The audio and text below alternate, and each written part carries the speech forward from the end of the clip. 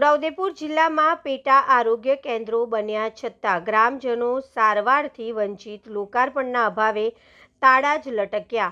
છોટાઉદેપુર સરકાર દ્વારા ગ્રામ્ય વિસ્તારોમાં આરોગ્ય સેવાઓ ગામડે ગામડે પહોંચે તે માટે પેટા આરોગ્ય કેન્દ્રનું નિર્માણ કરવામાં આવ્યું છે। જોકે બોડેલી તથા નસવાડી વિસ્તારમાં બનેલી અનેક ઇમારતો વર્ષોથી તૈયાર હોવા છતાં લોકાર્પણના અભાવે બંધ જ પડી રહી છે, જેના કારણે ગ્રામજનોને તેનો લાભ મળી રહ્યો નથી।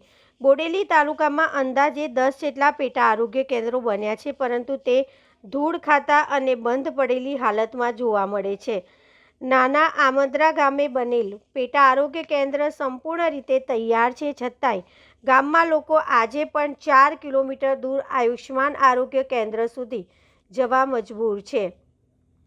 કાશીપુરા ગામની સ્થિતિ પણ આવી જ છે। અહીંનું પેટા આરોગ્ય કેન્દ્ર 6 મહિના પહેલાં તૈયાર થઈ ગયું હતું, તાળા પણ કટાઈ ગયા છે, પરંતુ હજી સુધી લોકાર્પણ ન થતાં સેવા શરૂ થઈ શકી નથી। ગામના સરપંચોના કહેવા મુજબ જો કોઈ સગર્ભા મહિલાને અચાનક પ્રસૂતિ પીડા ઉપડે તો 108 એમ્બ્યુલન્સ બોલાવી તેને 3 કિલોમીટર દૂર લઈ જવી પડે છે, જે અત્યંત જોખમભરી સ્થિતિ સર્જે છે।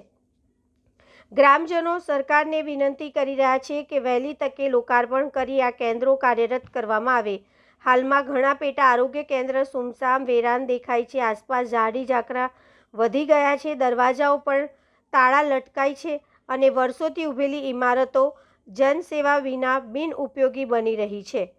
ચિરાગ ગુપ્તા, છોટાઉદેપુર।